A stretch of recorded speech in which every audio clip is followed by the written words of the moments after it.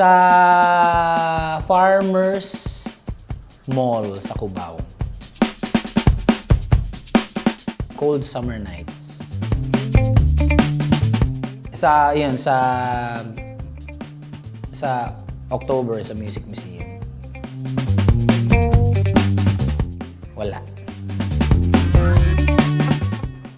Ivy Violan. Isang rap o song about how to save Mother Earth. Yan. Si Cookie Chua. Si Cookie Chua ang kauna-unahang OPM artist na kumanta ng isang song na ginawa ko. So, yun, medyo tinitreat ko na siya na friend. What is the song? Yung entry namin sa Himig Handog Love Songs na Baki.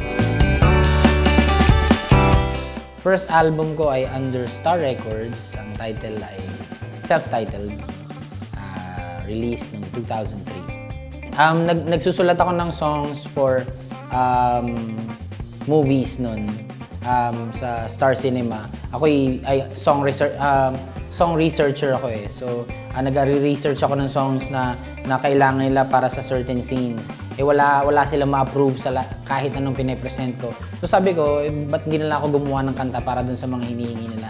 So sinimulan kong gawin yun. Until nakagawa ako siguro mga 6 or 5. And then sabi ng Star Records, meron ka ng 5 songs, dagdagan mo na lang ng 5 pa ulit.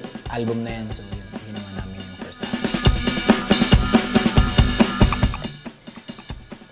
Simpleng Tao.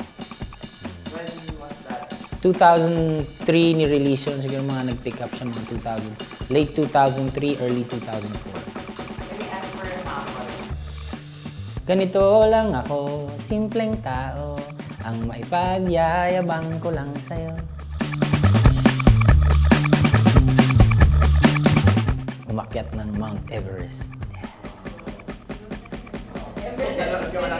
Nanonood ako, pero natuwa rin ako eh.